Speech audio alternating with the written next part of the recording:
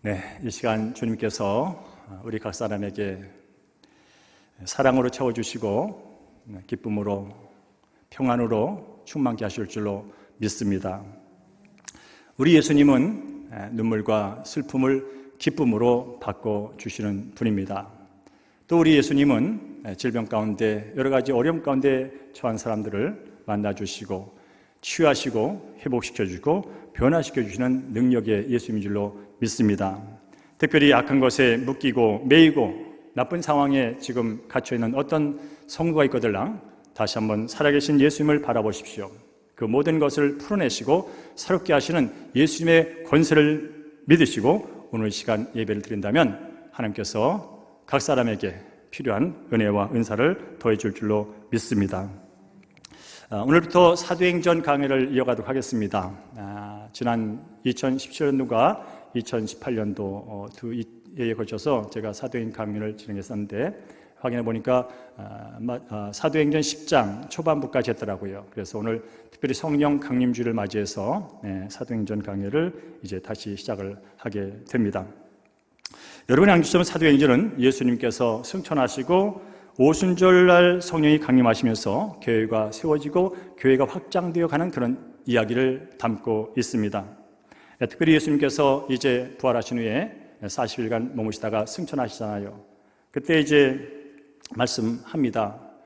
너희들이 이제 약속한 것을 기다려라. 위로부터 능력이 임할 때까지 기다려라 라고 말할 때 그 말씀에 순종하여 베드로와 제자들 그리고 120여 명의 성도가 한자리에 모여서 기도에 힘을 쓰게 되지요.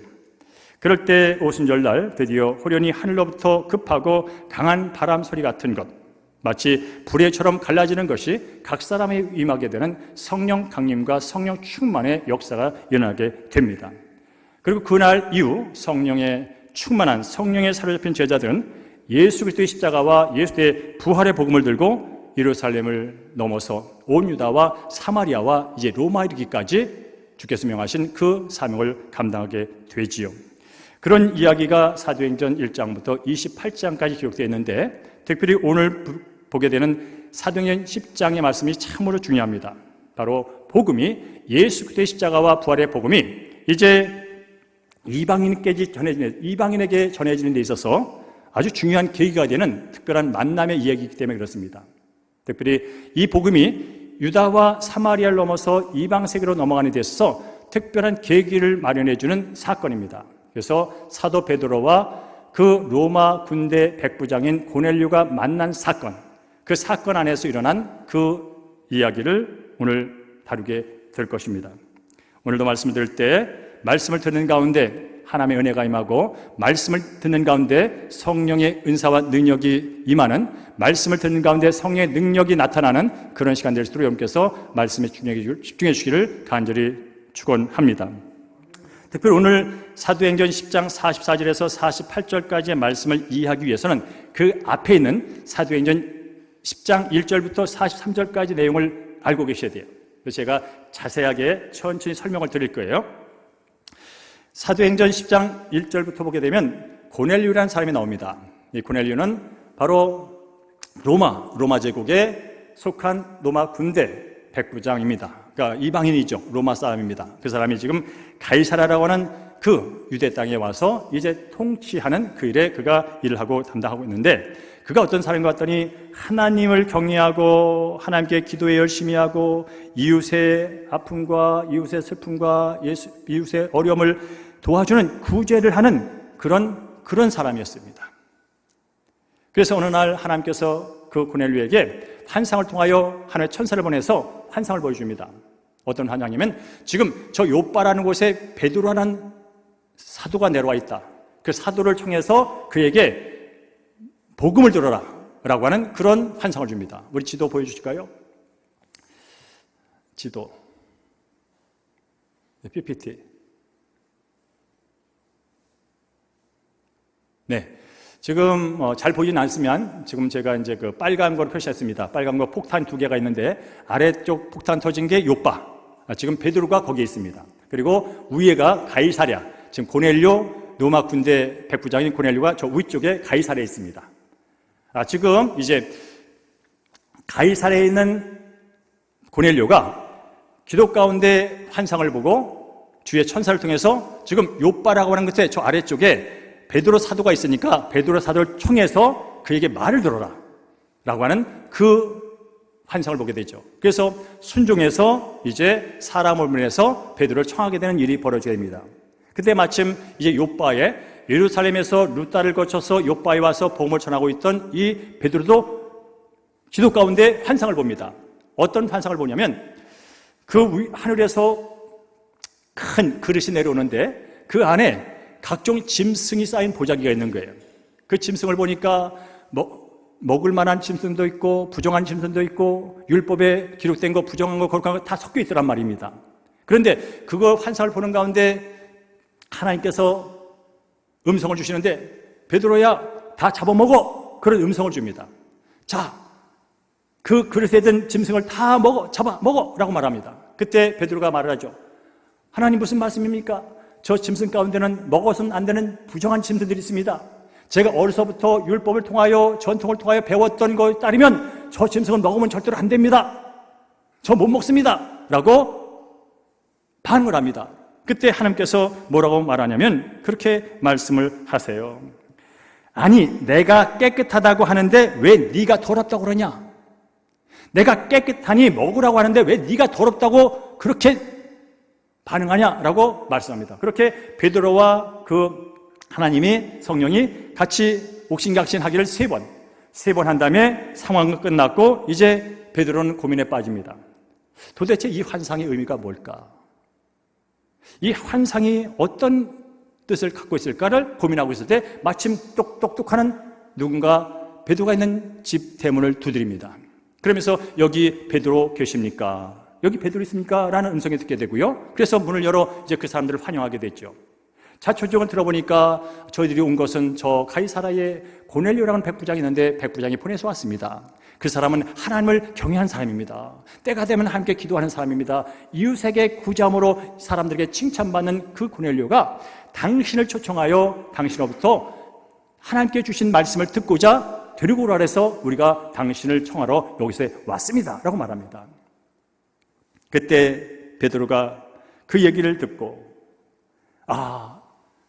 조금 전에 하나님께서 내게 보이신 환상이 그런 의미였구나 하고 깨닫게 됐죠. 그 얘기가 10장 34절과 35절에 있습니다. 우리 함께 했습니다. 베드로가 시작 35절 34절 35절 네 시작 베드로가 입을 열어 말하되 내가 참으로 하나님은 사람의 외모를 보지 아니하시고 각 나라 사람 중 하나님을 경외하며 의를 행하는 사람은 다 받으시는 줄을 깨달았도다라고 말합니다. 환상을 보면서 도대체 이게 무슨 의미지 할 때 똑똑똑 그 가이사랴에서 사람이 보냈고 자기를 청한다는 그 얘기를 들으면서 이거였구나 하며 깨달았다는 거예요. 하나님은 사람의 외모를 보지 않는구나. 그 사람이 유대인이라고 더 사랑하고 그 사람이 유대인이 아닌 이방이라고 더 사랑하는 것이 아니라 누구든지 하나님을 경외하며 하나님 안에서 살려고 하는 사람들은 다 받아주시는 그런 하나님이구나. 우린 이것은 부정하다, 우린 저건 정하다 하면서 구별하지만 하나님은 그렇지 않으시구나. 바로 하나님께서 이제 우리 유대인뿐 아니라 이방인을 구원하려고 하는 치밀한 계획 가운데서 내게 환상을 보여줬고 이 사람을 보내줬구나 하는 걸 깨닫게 됩니다. 그 깨닫는 과정 속에서 성령이 말씀하시죠. 베드로야 의심하지 말고 이 사람들과 함께 가라고 하는 확신을 성령이 주십니다. 그래서 이제 하룻밤 유한 다음에 베드로와 함께 했던 유다 사람들, 복음 전도 함께 했던 그 유대인과 함께 이제 가이사랴에 올라가게 되죠. 고넬료의 집에 가게 됩니다. 고넬료의 집에 가서 이제 얘기를 들어보니까 하나님 보낸 게 맞아. 욥바에 있는 베드로에게 가이사랴에 있는 고넬료에게 성령이 동일하게 환상이라는 걸 통하여 동일한 메시지를 주고 그것을 이루도록 하신 그 역사를 직접 와서 고넬료의 입을 통해 들어보니까 정말 하나님께서 하시는 일이구나를 깨닫게 됐죠. 그러면서 그는 알았습니다. 욥바에 있던 나를 가이사로 부르신 목적은 다른 게 아니라 바로 내가 그동안 전해왔던 예수가 그리스도 복음을 전해주라고, 복음을 정확히 전해주라고 나를 지금 이 고넬료 집에 보내셨구나 하는 걸 깨닫게 됩니다. 그 순간 그가 뭐가 있겠습니까? 복음을 전하죠. 그 얘기가 바로 38절부터 43절까지 얘기입니다. 제가 이것을 베드로가 그 고넬료와 고넬료 가족과 고넬료 친척과 고넬료 친구들이 모인 가운데서 했던 복음 제시예요. 이걸 제가 이 본문에 있는 것을 다시 각색해서 여러분에게 전해드립니다. 예수님은 만유의 주이십니다. 예수님은 만왕의 왕으로 이 땅에 오셨습니다. 예수님은 하나님부터 성령과 능력의 기름 부으심을 받은 구원자 메시아십니다. 성령과 능력으로 충만하신 예수님은 이 땅에 계실 때 이 마을 저 마을 두루다니시면서 선한 일을 행하셨습니다. 뿐만 아니라 각색 병든 자를 고쳐주셨고 마귀에 눌려서 힘든 자들을 해방시켜 주시고 고쳐 주셨습니다. 특별히 예수님께서는 모든 인류의 죄를 대신 담당하기 위해 십자가에 달려 죽으셨습니다. 예수님이 이 땅에 모든 죄인들을 사랑하셨습니다. 그리고 죽은 지 3일 만에 부활하셨습니다. 그리고 부활하신 예수님은 그 제자들에게 이렇게 명령하셨죠. 복음 전도자가 되어서 예수님이 그리스도인 것과 산자와 죽은 자를 심판하실 분이라는 사실을 세상에 나가 전하거라. 우리가 바로 그 명령을 받은 사람들입니다. 이 증거는 바로 예수를 구세주와 주님을 믿으면 누구나 죄사함을 받고 구원을 얻어서 하나님의 자녀가 된다는 기쁜 소식입니다. 예수님 이름에는 천하에 구원받을 이름이 하나도 없습니다. 그러니 여긴 고넬료, 그리고 고넬료 친척들이요, 가족들이요, 친구들이요, 이제 구원자 예수님을 여러분의 주인으로 모시고 하나님의 자녀가 되십시오 라고는 복음을 전하게 됩니다. 그럴 때 오늘 성경은 이렇게 열정적으로 베드로가 예수 그리스도의 복음을 고넬료와 고넬료 가족과 친척과 친구들에게 전할 때 놀라운 일이 벌어졌다고 기록하고 있습니다. 그것이 바로 오늘 본문의 시작입니다. 우리 함께 44절을 함께 읽습니다. 44절 시작. 베드로가 이 말을 할 때에 성령이 말씀 듣는 모든 사람에게 내려오시니 라고 말씀하는 거예요. 아멘. 말씀을 듣는 가운데 그 말씀이 어떤 말씀? 예수가 그리스도입니다.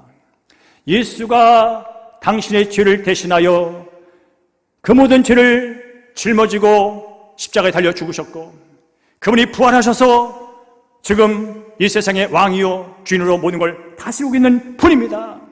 누구든지 예수를 내 개인의 주로 영접하면 구원을 받고 영생을 받고 하나님의 백성으로 영원한 복을 누리게 됩니다라고 하는 이 말씀을 듣는 가운데 사람들이 그것을 믿음으로 받아들일 때 성령이 선물로 임했다는 뜻이에요. 이럴 때 놀란 사람들이 있습니다. 먼저 베드로가 놀랐습니다. 그리고 베드로와 함께했던 유대 사람들이 놀랐습니다. 왜냐하면 성령은 우리 유대인들에게만, 구원은 우리 유대인들에게만 있는 줄 알았더니 아니구나. 예수님께서 말하신 것처럼 이제 너희 성령의 능력을 받으면 예루살렘과 온 유다와 사마리아와 땅끝까지 이르러 내 지인다고 하신 그 말씀, 구원이 유대인에게만 머물 것이 아니고 성령이 유대인에게만 임하는 것이 아니고 모든 사람에게 임한다고 하신 그 말씀, 요엘서 2장 28절에 있는 것처럼 마지막 날에 주의 영이 모든 육체에게 부어질 것이다. 모든 육체, 유대인만 말고 유대인도 뿐 아니라 모든 육체, 모든 만민, 여종도 남종도 다 성령이 임하게 될 것이다. 그러면 자녀들은 예언할 것이고 젊은이는 환상을 보게 될 것이고 아비 늙은이들은 꿈을 꾸게 될 거야. 그 역사가 지금 이곳에서 시작됐구나 하는 것을 깨달으면서 놀랬다는 뜻이에요. 그렇습니다. 유대인이 아닌 이방인에게도 예수 그리스도의 복음이 전해지고 구원받는 것이 하나님의 뜻이 분명한 것이 이 자리에서 확증된 거예요. 그래서 베드로는 놀랬답니다. 어떻든 성령 받은 고넬료와 그 집안 사람들과 친구들은 예수 이름으로 세례를 받고 이제 하나님을 경외하던 차원에서 유대주의적인 유대 종교적인 신앙을 넘어서 이제 예수 그리스도 안에서 하나님을 경외하는 새로운 사람이 됐다는 거예요. 이게 중요한 거예요, 여러분. 우리가 구원을 받은 것은 예수 그리스도로 말미암아 하나님의 자녀가 된 줄로 믿습니다. 내가 하나님을 내 방법대로, 내 습관대로, 내 전통대로 하나님을 섬겨서 구원받은 것이 아니라 나를 구원하기 위하여 이 땅에 오신 예수 그리스도께서 해놓으신 십자가 부활의 사건을 통하여 그것을 내가 믿음으로 하나님의 자녀가 됐고 하나님을 온전히 경외하는 자가 됐다면 바로 그 역사가 고넬료 집에 이방인 집에서 시작되다는 사실입니다. 그럼 다시 한번 여기서 우리는 이방인들이 어떻게 성령을 받을 수 있었을까 하는 질문으로 다시 돌아가서 말씀을 나누기를 원합니다. 그렇습니다. 외모로 사람을 취하지 않는 하나님께서는 예수 그리스도를 믿고 고백하는 모든 사람에게 동일하게 성령을 선물로 부어 주십니다. 비록 고넬료와 그 친척과 친구들이 이방인이었지만 하나님 앞에서 예수 그리스도의 십자가와 부활의 복음을 들었을 때, 그것을 믿음으로 받아들였을 때 하나님께서는 그들에게 성령을 선물로 주셨습니다. 그래서 받은 겁니다.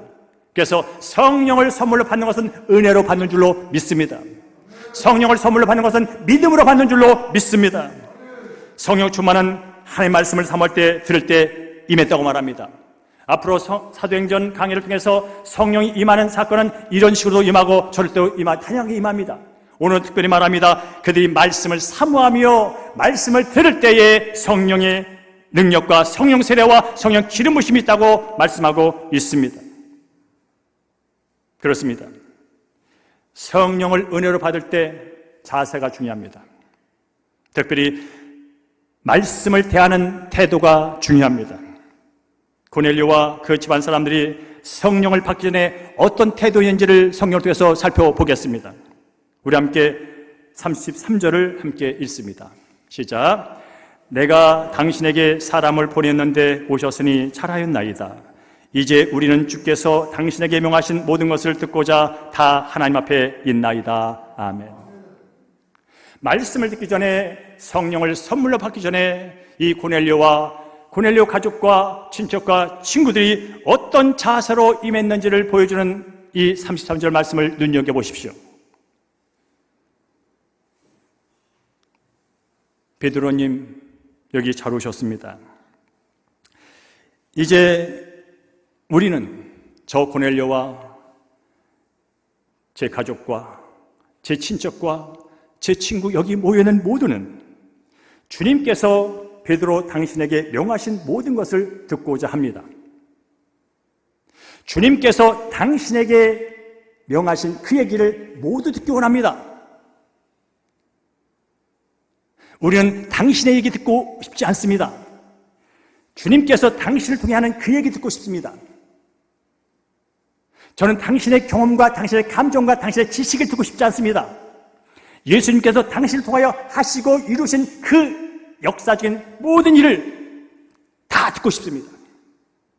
그래서 우리는 하나님 앞에 있습니다.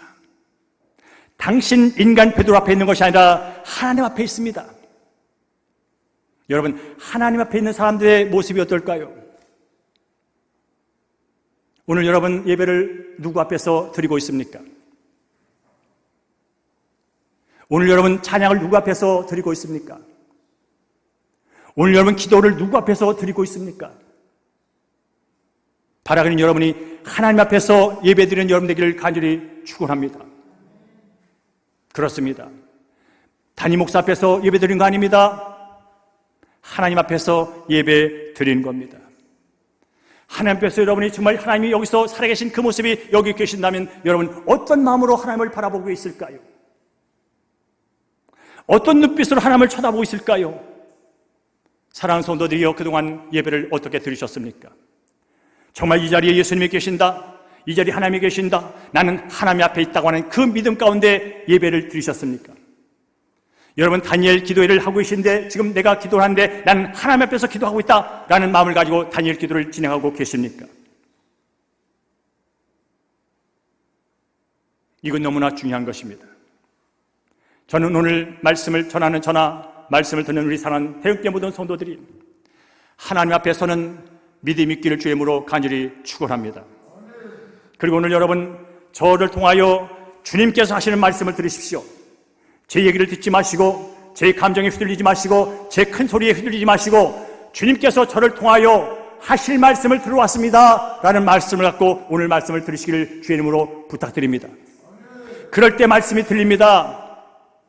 그럴 때 그 말씀이 내 말씀이 됩니다. 지금 말씀을 듣기 전 고넬료와 그 가족과 친척과 친구들은 그런 자세로 앉아 있습니다. 그리고 베드로가 예수 그리스도의 복음을 전할 때 그들은 하나님께서 듣는 심정으로 들었기에 하나하나 잘 들렸습니다. 그리고 성령을 받았습니다.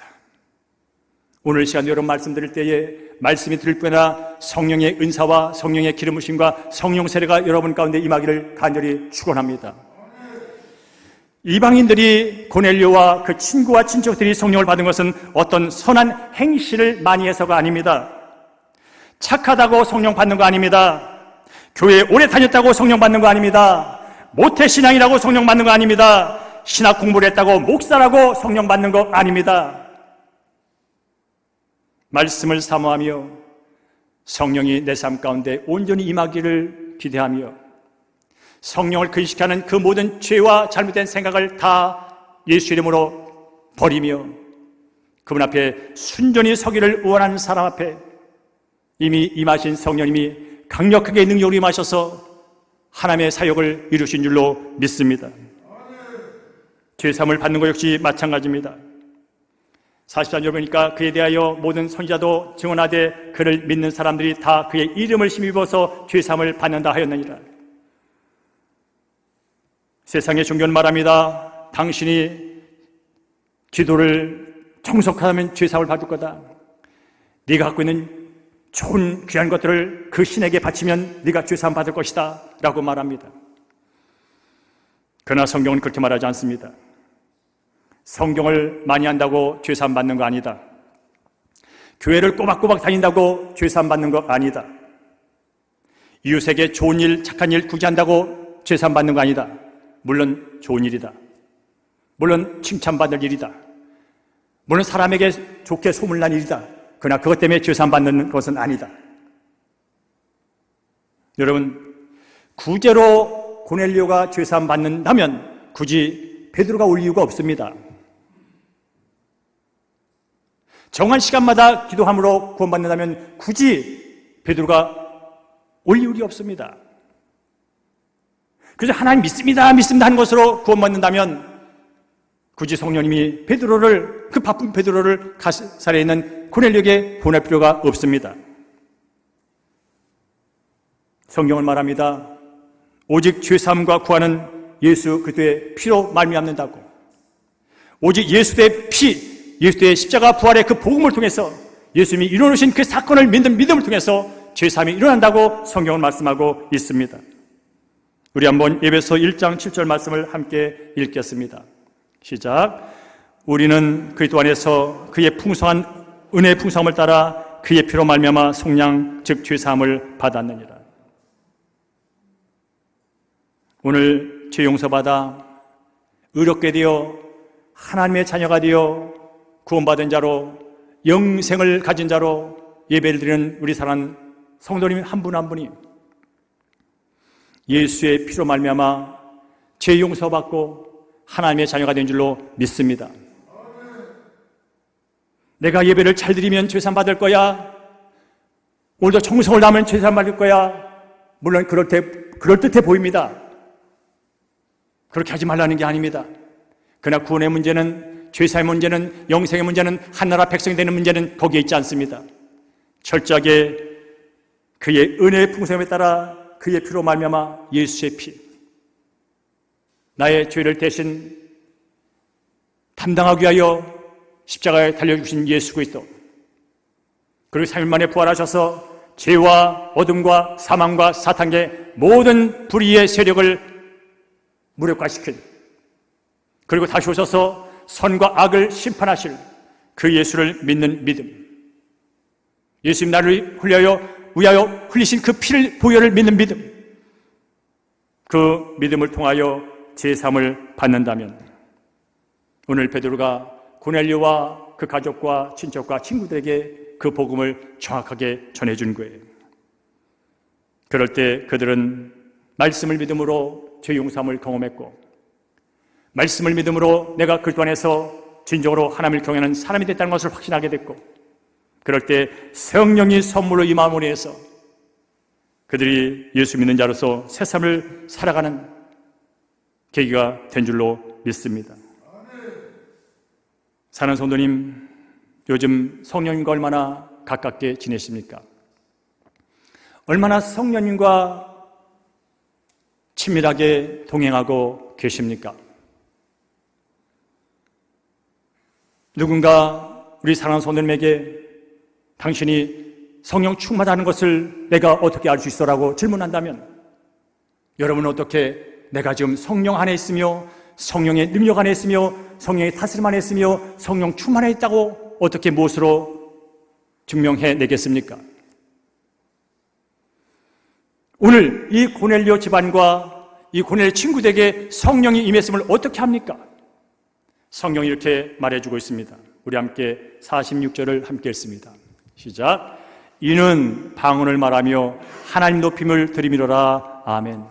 이는 성령이 임하신 것, 그것은 그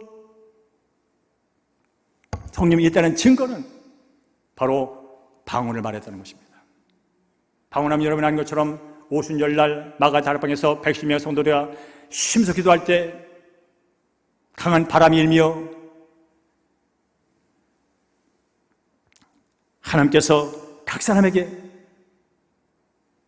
불의 효 같은 성령이 임하게 말하면서 성령 충만을 경험할 때 처음으로 나타났던 은사예요. 각 나라 언어로 말을 시작하게 했습니다. 그 역사가 이곳에도 일어났다는 거예요. 여러분, 성령을 받으면 모든 사람이 방언하는 건 아니에요. 그러나 분명한 것은 방언을 받았다는 것은 성령의 은사가 임했다는 건 분명한 거예요. 왜냐하면 성령이 그렇게 말씀하고 있기 때문에 그렇습니다. 우리 함께 고린도전서 12장 10절과 11절 말씀을 함께 했습니다. 시작. 어떤 사람에게는 능력 행함을, 어떤 사람에게는 예언함을, 어떤 사람들에게는 영들 분별함을, 다른 사람에게는 각종 방언 말함을, 이 모든 일은 같은 한 성령이 행하사 그의 뜻대로 각 사람에게 나누어 주신 것이니라 라고 말씀하십니다. 지금 고넬료도 방언하고 고넬료의 친척도 방언하고 고넬료의 친구들이 방언한다는 것은 그들이 갑자기 어떤 언어를 다시 배워서가 아니라 성령이 그들에게 각 나라 말할 수 있는 신령한 언어를 말할 수 있는 그 은사를 줬다는 거예요. 성령의 은사가 그 집안에 말씀을 듣는 가운데 풀어줬다는 거예요. 그래서 그들이 동일하게 방언으로 성령이 임했음을 나타냈다는 거예요.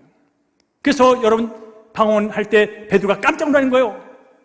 성령의 은사는 우리 유대인들 3년 동안 예수를 따라다니고 예수의 말씀을 듣고 기적을 경험하고 예수를 따르겠다고 했던 유대인들에게만 임한 것이 아니라 이 성령의 은사가 이 이방인에게도 임하는구나, 성령은 유대인의 것만 아니구나 하는 사실을 깨닫고 놀란 거예요. 사랑하는 성도님, 이번 다니엘 기도회 동안 여러분 성령의 은사가 여러분 안에 임하도록 하나님께 기도하기를 간절히 축원합니다. 물론 성경에 기록된 것처럼 성령의 은사는 내가 원한다고 내가 마음대로 받을 수 있는 건 아닙니다. 성령의 뜻대로 각 사람에게 필요한 은사를 준다고 말씀합니다. 그렇다면 여러분은 이미 예수 믿은 지 오래, 성령을 경험한 지 오래 어떤 은사라는 것을 확실하게 알고 계십니까? 그 은사를 선물로 받은 것을 주의 몸된 교회 유익을 위하여 어떻게 사용하고 계십니까?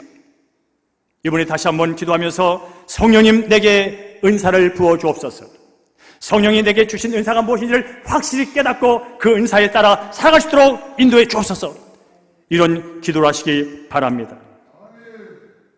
뿐만 아니라 성령이 임하자 어떻게 됐냐면 하나님을 높임을 들이미르라. 성령이 임하면요, 성령이 내 안에서 성령의 다스림을 받으면요 어떤 현상이 일어나냐면 하나님의 성품을 노래합니다. 하나님을 찬양했다 이 말입니다. 우리 함께 에베소 5장 18절과 19절 말씀을 함께 했습니다. 오직 시작. 오직 성령 충만을 받으라. 시와 찬송과 신령한 노래들로 서로 화답하며 너희의 마음을 주께 노래하며 찬송하며. 아멘. 여러분 정말 내 안에 믿음이 살아있고 성령의 감동이 있으면요 굳이 나 성령 받아서 말할 필요도 없어요. 내 안에 죄를 향하던 나 중심으로 향하던 내 마음이 성령 충만하면 자꾸 하나님께로 향해요. 하나님이 보고 싶고 하나님 만나고 싶고 하나님과 얘기하고 싶고 그분이 내게 베푸신 은혜가 너무나 커서 감동이 저절로 오고 감동이 오니 감사가 있고 감사가 있으니 노래가 있고 노래는 찬양으로 바뀌는 거예요.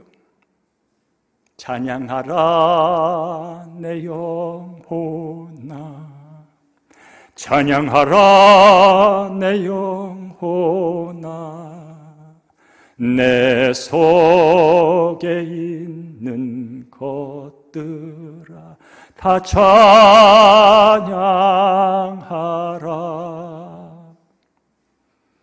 여러분, 내 속에 있는 것들아 다 찬양하라는 의미가 뭘까요? 내가 받은 예수 그리스도의 보혈의 피와 그분의 죽음을 통하여 받은 내 은혜, 예수 그리스도 행하신 그 십자가 보혈의 사건을 통하여 내가 하나님의 자녀가 됐다고 하는 그 은혜를 기억하고 믿음으로 받아들여지니 그 은혜가 너무나 커서 내 입술만 가지고 노래하기는 턱도 없어. 그게 느껴져 그냥. 그러니 이영섭이가 말하는 거요, 영섭이 이를 구성하고 있는 모든 장기들아, 모든 세포들아, 네가 지금 여기서 살아서 움직이고 있고 지금 살아가는 그 모든 것은 하나님의 은혜다. 주둥아리만 눌리면서 찬양할 게 아니다. 내 속에는 보이지 않는 장기들아, 피야 신경아, 다 하나님을 찬양하자. 다 하나님이 만들어진 피조물 아니냐, 하나님을 찬양하도록 지어진 게 아니냐 하는 마음까지 속에서 막 올라와. 입만 가지고 찬양하기에는 내가 받은 은혜가 너무나 커. 발톱아, 너도 지음받은 거다. 손가락아, 너도 지음받은 자다. 내가 보지 못했지만 내 속에 있는 모든 장기, 소장, 대장, 모든 너들도 지음받은 거다. 하나님의 영광을 위하여 지음받은 거다. 내 속에 있는 것들아 다 찬양하자 하는 그런 게 나와요. 근데 이게 여러분 어떻게 가능하겠습니까? 내 안에 그것을 깨닫게 하시는 성령님이 계시고 그것이 마땅하다고 알려주는 성령님이 계실 때 우리는 나도 모르게 그 성령이 다스림받아서 그분을 찬양하게 되는 거예요. 그러니까 여러분, 성령 충만하기 위하여, 믿음을 강하기 위해서 말씀을 읽고 의도적으로 찬양을 하고 의도적으로 예배에 참석하고 의도적으로 노래하는 일은 중요한 일이에요. 그것도 아름다운 일이에요. 그러나 지금 여러분 내 안에 살아계신 영, 하나님의 영, 성령이 내 안에 나를 다스리고 있다면 나의 의도성을 넘어서 그 성령이 기뻐하시는 그분의 사역이 내 삶 가운데 자연스럽게 흘러나온다면 당신 성령 충만한지 나한테 증명할 필요가 없는 거예요. 저는 우리 사랑하는 대형교회 모든 성도들이 성령에 충만하여서 세상으로 향하던 나의 마음이 자꾸 하나님께로 향하는, 예수님께로 향하는 그것을 스스로 경험하면서 내가 왜 이러지? 내가 왜 이러지? 내가 왜 이러지? 그런 즐거움과 그런 기쁨과 그런 능력을, 그런 성령의 충만을 경험한 여러분 되기를 주의 이름으로 간절히 축원합니다. 그렇습니다. 그리고 여러분, 성령 충만하면 어떤 현상이 나타나는지 아십니까? 오늘 성경 본문의 마지막은 이렇게 말합니다. 그들이 베드로에게 며칠 더 머물기를 청하니라고 말합니다. 며칠 더 있다 가세요.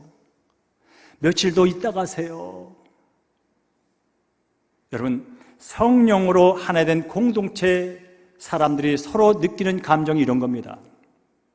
물론 이 고넬료와 고넬료 가족들과 친척과 친구들은 베드로를 통해서 더 많은, 더 깊은, 베드로가 예수님과 함께 다니면서 경험했던 그것들, 이 복음의 진리들, 이 기가 막힌 하늘의 신령한 진리들을 더 알고 싶었을 거예요.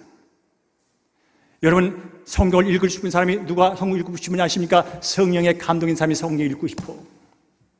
성령이 충만한 사람이 하나님의 말씀을 더 보고 싶어. 하나님에 대해서 더 알고 싶어. 이게 성령 충만한 사람의 특징이요. 내 안에 성령이 없으면요, 아무 상관이 없어. 나하고 상관이 없어. 예수 믿는 동료에 대해서도 상관이 없어. 나온다 주일날 그렇게 왔다가 그렇게 빠지면 그만이요.